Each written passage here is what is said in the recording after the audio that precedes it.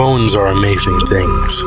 They hold us up, they support us, they make us strong. But bones have other uses. In the past, bones were thrown by diviners, seeking out the mysteries of the future. Now the bones are cubes, made of plastic or resin, but they still reveal things to us. As they fall from our fingers and rattle across the table, the story becomes clear. Welcome to Bone Throwers Theater, an RPG actual play podcast. Hello and welcome back to Bone Throwers Theater for this special one-shot edition. This is Johnny. I'm Jordan, and I'm going to mess things up. Yay! My name is Aaron. This is Mike. And this is Jeremy, and Jordan's only going to mess things up if I let him mess things up. Yes, that's right. I am the game master for this one-shot edition.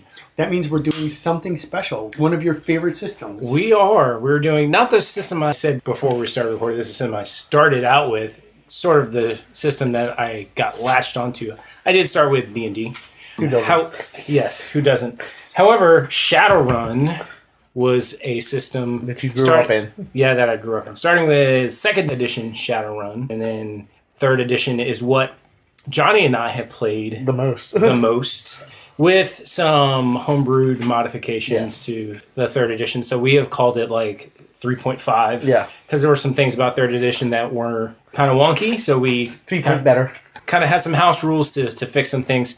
But this time around, we are going to be playing 4th edition because one thing, Jordan was very nice and gave me his copy of the 20th anniversary 4th edition book.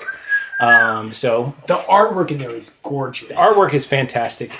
In any world that a dragon can be president, I'm all there for. So any world with dragons, with high-powered weapons, with magic, or trolls, orcs, elves, spirits, computer hacking goats. Oh, that's this kind of game? Yeah. Oh, you thought this was something else. So yeah, Shadowrun to me is like a mixture of sci-fi. It's a steampunk fantasy kind of thing. So a movie we have referenced. When I say reference, usually when it comes up, I have a snide comment to make about it. But this is the movie that closely embodies what Shadowrun is supposed to be like. Wild Wild West. No, you're thinking but it does star Will Smith. Bright. See, I said you could take Johnny Mnemonic and Bright and you put the two together. Yes. Okay. Bright is probably the most accurate to the type of world of Shadowrun. Yes. However, disclaimer, I thought the storytelling in the movie was awful. I thought it was supposed to be based on Shadowrun. I mean, just the feeling of it. Yeah. Not from a licensing perspective, but maybe with heavy influences. You mean like rip-offs? It's like, we can't call this Shadowrun. But this is Shadowrun. I mean, walk swiftly through the shadows. It's like they cannot call Scum and Villainy a Star Wars game, but it is most definitely a Star Wars game. Okay. So that same kind of idea. Like, we can't call it Terra Proximus, but we're going to give 100 reasons why. It's very similar to the CW steals a lot of our campaign ideas. So watch out for a post-apocalyptic dystopian city show coming in the near future. Anyway. This is a dystopian city, if I'm not mistaken, that will be It's a dystopian world. Yeah. The premise of Shadowrun, it is, when it was written in the early 90s, it was supposed to be like 60, 70 years in the future. So we're now like only 40 years in the future is sort of the timeline. Yeah.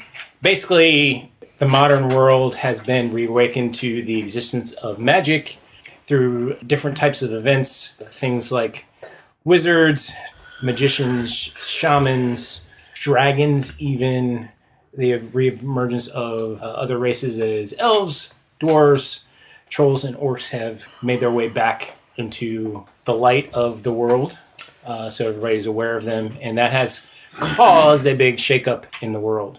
So there's all that ancient magic kind of old world feel, along with high technology things going on. Was the system written before, like, the novels? Yes. Okay. Like everything was spun off of the RPG, if I'm not mistaken. Okay. I think that this game, Earth Dawn, is actually a spin-off of it as well. Huh. I've never heard of that. Yeah, it's an Age of Legend. It's like the Aztec world, but in the Shadowrun. Yeah, if you listen to our commentaries, you've heard us reference various Shadowrun games in the past, especially my character. So hopefully Johnny's character doesn't die in this one, like he does normally in our Shadowrun campaigns. Mike, this is your first exposure to Shadowrun as an RPG, is that correct? It is. Excited, looking forward to seeing what it's about. All right, so I'm going to actually, to give us a more of a legitimate background to what's going on, read a couple paragraphs from the beginning chapters of this core rulebook, just to give us a feel of what's going on, and then I'm going to add some commentary into how things usually go as far as a Shadowrun mission or campaign. So, Shadowrun is a role-playing game set in the dystopian near future of 2072. A world where cyberpunk meets magic, where criminal subcultures rub shoulders with corporate elites, and where advanced technology competes with the powers of spells and spirits. It's an age of high-tech lowlives, shrouded in danger and mystery, driven by intrigue and adrenaline.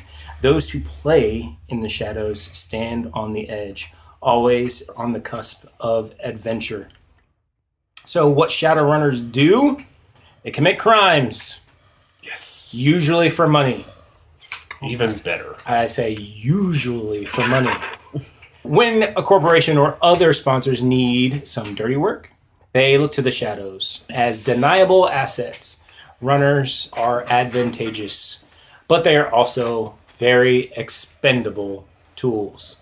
So having said that, Shadowrun is a lot of secret deals, a lot of double cross and backstab, where corporations hire you to do a job. You may not be given all the information, just the information they want to give you, and if you learn too much, they may get rid of you, kind of thing. Gypsies, tramps, and thieves.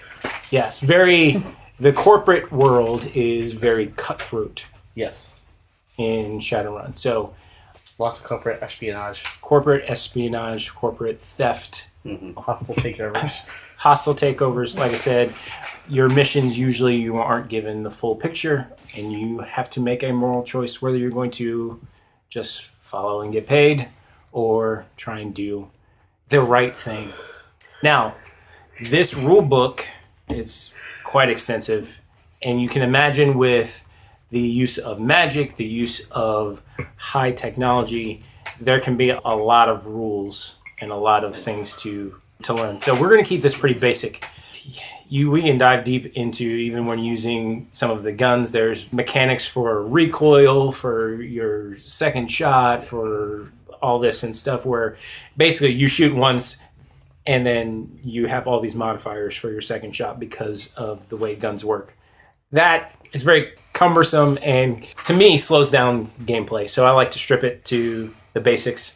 Same thing when we go into what is called The Matrix. Now, think of The Matrix as the movie The Matrix. That's pretty much what it is, where you're going into a computer world and there can be interactions and fights in The Matrix as well.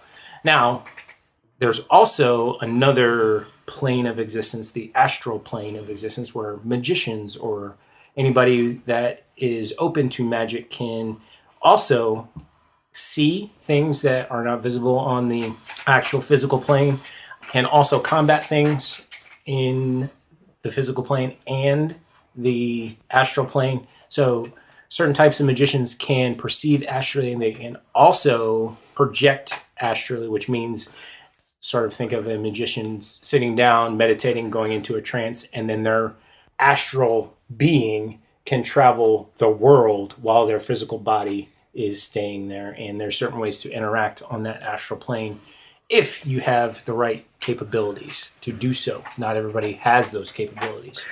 I was just thinking about the character I had that had no magical powers, but was an astral beacon. Yes. So easily found on the astral plane. Yeah, Yes. That could be a problem. Uh-huh. Or a good decoy. Yeah.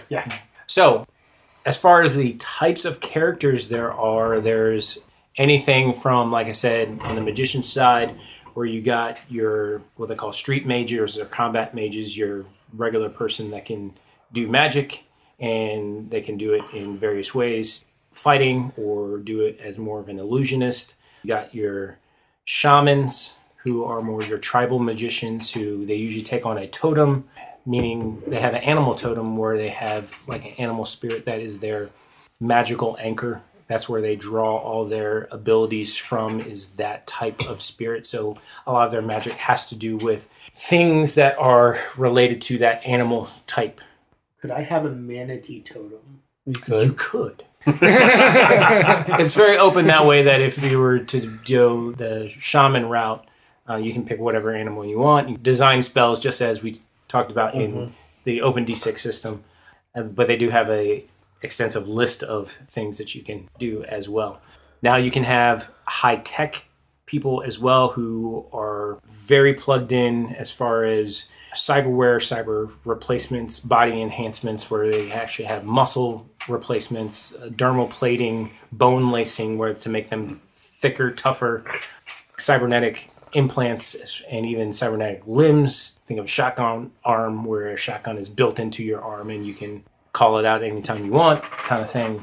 Cybernetic eyes, ears to give you enhanced sight and vision, things like that. Also, ways to actually physically connect your body to a computer and control it with your mind. A lot of drone riggers or riggers who can control vehicles by directly interfacing them with their mind.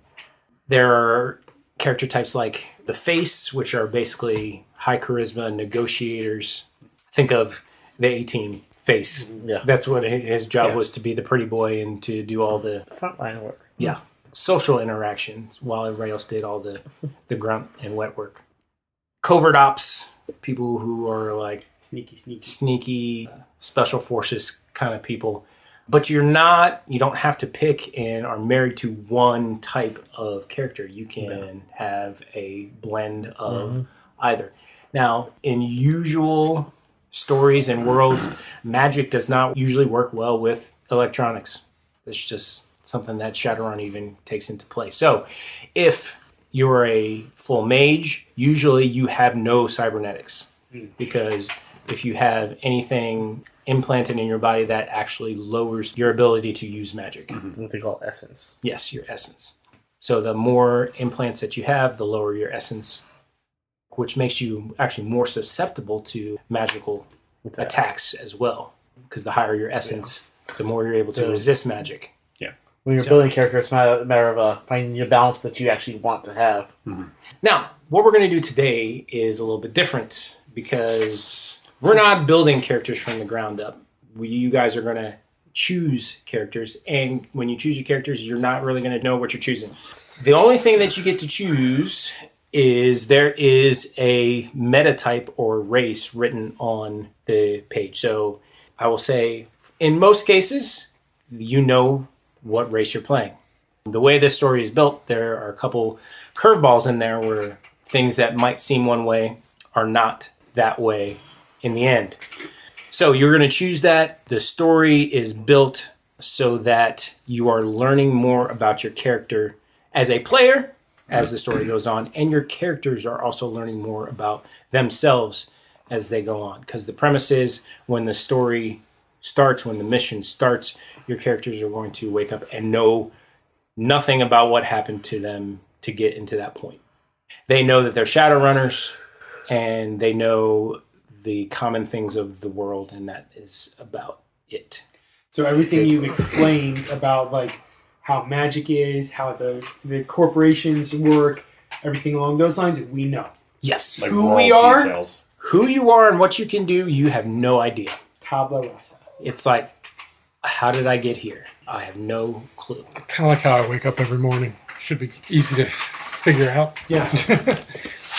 And to help us with some of the mechanics, I have a cheat sheet here. Let me just talk about how the mechanics of the system are run. It is a dice pool system, which means you have a certain number of dice that you are going to roll for any action that you would like to try to do.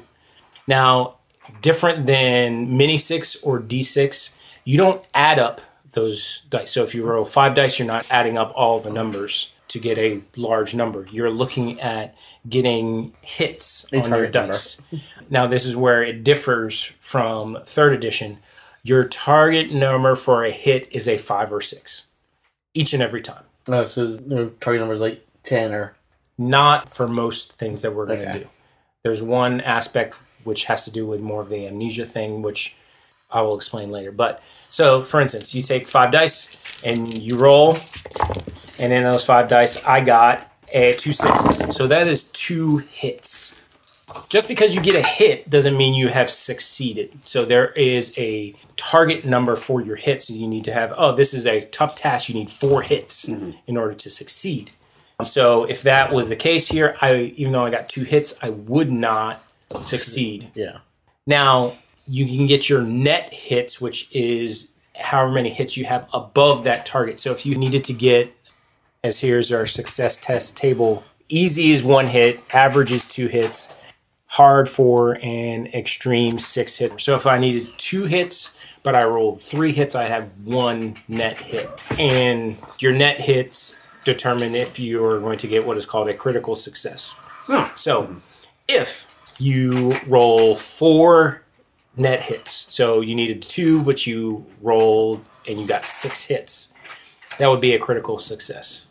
Now, there's something called the rule of 6, and it's not necessarily an exploding dice as we're used to for mini 6 or d6. If, say, here, in this case, I rolled 2 6s, certain times when you roll, which in most cases, a 6 will get you an additional dice to roll for a chance for another hit. Yeah, but that one would not explode.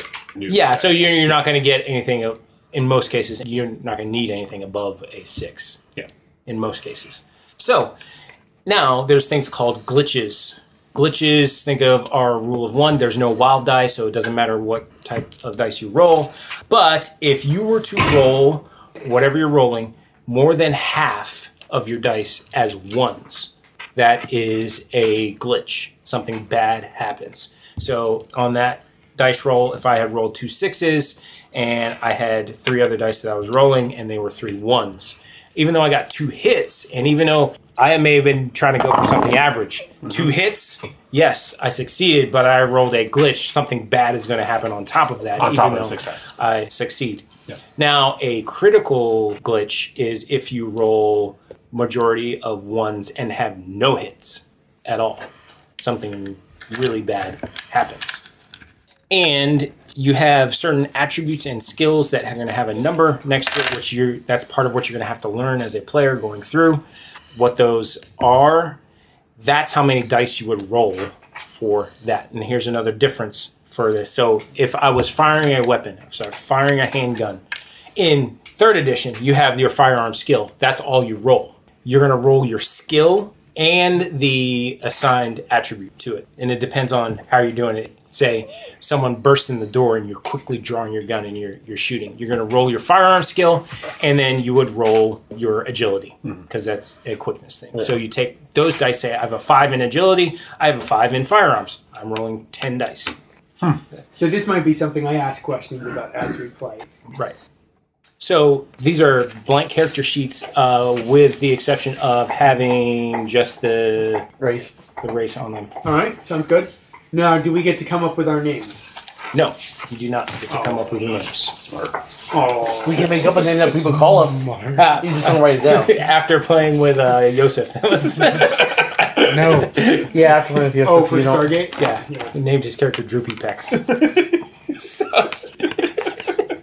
So everyone can just take one just to look at these. There's no information on it other than your... Are we picking? Don't pick right now. I'm just giving these so you can see. Oh, okay. At the bottom, this is something new for 4th edition. You have what are called edge and edge points. That is sort of like your character or hero points. Okay. That we have used in D6. So you will start with a number of edge points.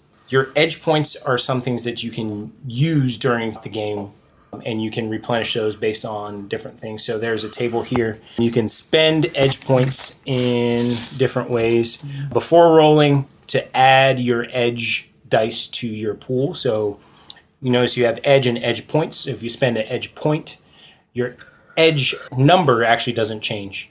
So if you started with an edge of 3, you spend an edge point, you can add 3 more dice before your roll. Now if you add those 3, the rule of 6 before your roll will apply to all your dice. Oh, okay. You can also spend an edge point after you roll. Say, I missed it by 1. I needed 1 more hit.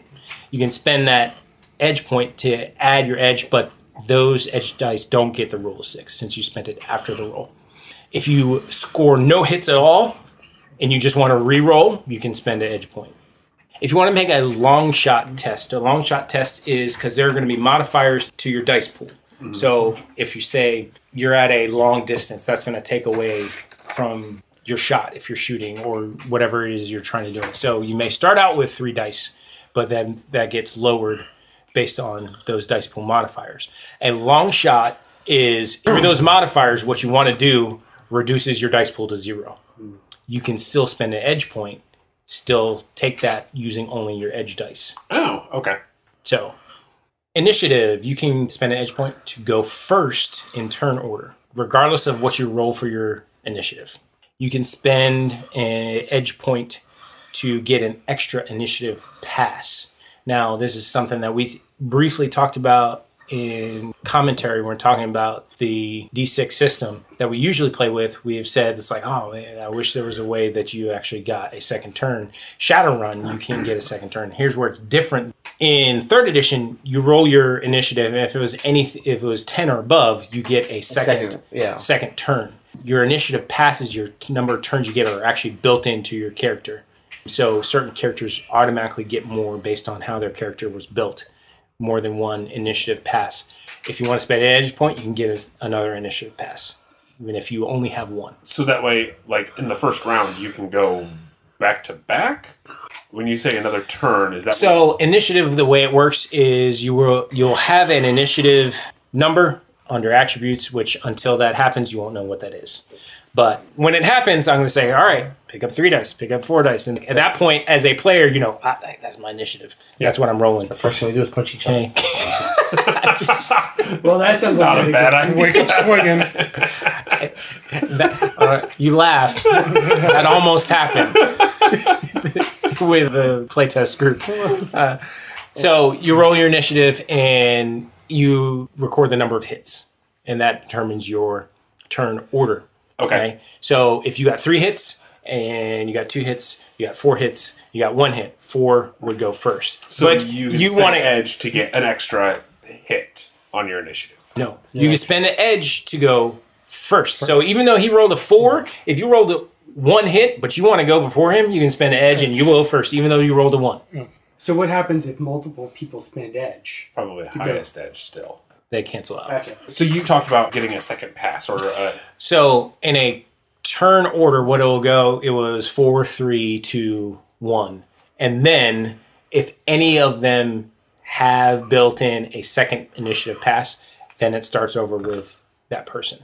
So, okay, here's this. Most characters have 1 initiative pass. Yeah. Say for some reason, Mike's character, his character has 2 initiative passes. So he can spend an edge to go first before Johnny because he rolled 1 hit. And then Johnny's like, well, I really want to take advantage of something. So Johnny can say, I'm going to spend an edge to get a second initiative pass. So it would go first because he spent an edge. Second, because he was the next highest. There, the first initiative pass is done. Johnny has a second initiative pass. Johnny gets to go. And then the next round starts. And then you re-roll initiative. So you re-roll initiative each round. That's what I missed. Yeah. Okay. Yes. You Perfect. re-roll initiative. Now I'm following. Here's something that's also different. I kind of like this from our regular D6 adventure system. Any ties on initiative, they go simultaneously. So the player, if they want to make sure their action has benefit, they're going to declare their action. They're going to do it first. And if someone wants to follow up and say, all right, I'm going to do that right after that, you roll and they kind of happen at the same time. Yeah. Okay. I'm picking up what you're putting down. Okay. Difference as well, anything that happens on somebody's turn can affect your initiative. So even though Johnny rolled a 4, say there was PvP here and they were fighting each other. That's why you spent your edge, because you wanted to go first before him. Right. Okay? So you punch me in the nose. So you punch him in the nose, and you give him a -2 modifier. That takes his initiative down from 4 down to 2, which means now number 3, you go before Johnny. Okay. Yeah. So it's a very dynamic initiative. I like it. I like it. Yes. That is different. Than, I like that. Yeah. So what happens to you even before you go can change. When you So will yeah, go. You're get shot by your opponent, then Yeah. that can change when you actually move. So there's. So if you get stunned, then you're out for that round. Yeah. No, stun doesn't work that way. You can still be stunned, take stun damage, and still go. Okay. Depending on how much stun Yeah, damage you take. so it's a whole track here. Of Yes, stun your damage trackers stuff. and how many boxes of damage you take tell you how much your dice modifier is. So, for instance, your first 3 hits are -1. Your second 3 hits would be -2, and so on.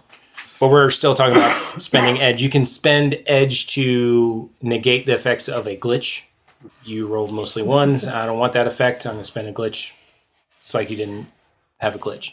And you have what's called a dead man's trigger, where if you were to be knocked out, incapacitated, or die, you can spend a edge point to do one final thing before that happens. Explode. Yep, always explodes. Dead man's curse, yes. All right, you can also earn edge the way we usually earn, like hero points and such, fate points, impressive role-playing, heroic acts. Making the GM laugh. Yeah. Critical success and a critical glitch earns you an edge point. However, you cannot have more edge points than your edge number.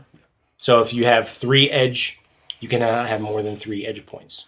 Even if you do something that would earn edge points, you can't have that many. Now let me talk about what's different about the way we're going to run this game. Like I said, the story is built that you guys are going to wake up, your characters are not going to know anything. So there is something that we're going to use that's called a memory pool. Now, in 4th edition, there is something called memory, but it's not going to work the same way as it is in the rule book. Your memory pool is going to be how your characters start to regain memories of themselves and or of what their mission is and what they're supposed to be doing. So everybody is going to start with a memory pool of 0, which means you have no dice to roll for your memory. Everybody's memory pool will go to 1 when you do what is I'm calling an impulse action. There are certain skills that correspond to that character. If you do anything that corresponds to that character, it's going to automatically boost your memory to 1. So you, at that point, can roll your memory pool, and there are certain times when everybody's going to make a memory roll. Here's where our dice are going to differ. I'm usually pulling from the way we run 3rd edition to do this memory pool thing here. So your first roll, memory roll, before you've regained any memories, your target number is a 9. Now that means you'd have to roll a 6 and then re-roll a 3 in order to get a success on that. From there, if you get a success... See, he pulled up his red die and he rolled the 6. Jordan's going to get all his memories back in like the first 5 minutes of the game. So if you get a success on your memory roll, you have a choice. You can choose to increase your memory pool by a dice. You can choose to regain the next memory, which has already been preset. First memory is a 1-word memory, which has to do with the mission. 1 word, 1 keyword that has to do with the mission. It's up to you whether or not you share it. No, that one, player only. You do not share that one. Okay. That one you hang on to. Your second memory is a key phrase that has to do with the group's knowledge of the corporations that are at play for the mission. You get to choose whether you share that information with other characters or not. Your third memory that you get is a key instruction that was given for the mission. You get your choice whether you want to share that with your group or not. And some of you will find out you're going to get that memory and you're like, I don't know if I want to share this. Yeah. That kind of thing. Now, are the memories written down on cards or? Yes. I have the memories here. Your fourth memory, everybody has four memories. Your fourth memories is a flashback. It's a full blown out scene. And to give you guys a little bit of creative control, it's actually going to be like one of our improv scenes. I'm going to set the scene, and there's going to be an NPC in that, and you get to role play that out. So that could change The creature. how the game goes. Yeah. So you get your choice on each memory success. We went over two. You can get another dice in your memory pool. You can get the next memory, or you can go back and ask for more detail on a memory that you already got. Okay. Just be aware that when you ask for more detail, that's spoken. Yeah. So even if you chose not to share your memory, The detail. will come out, which may confuse other people even more because they have no idea what the context of that. Yeah. You can use edge points to trigger a memory roll. Say it's like there's something here that I want to try and remember. You can spend an edge point to trigger a memory roll. There are certain actions that characters will make that will trigger memory rolls. There are certain points in the story where I'm going to say, everybody roll your memory if you got it. Okay. This was a lot of fun when we did the play test. I'm excited about It it. was a lot of fun, and it got very intense, especially towards the end. So, one final thing, if there are no other questions, I have index cards here to help us out with some role-playing thing. Here's another wild card to throw in the mix.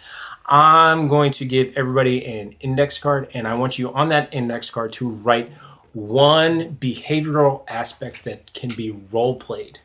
Do you mean something like a speech thing, or I'm a constant liar? Yes, the second. Yeah. So write that down on the card. What's it called when when you steal everything that's not glued down? Kleptomaniac. Get out of my head.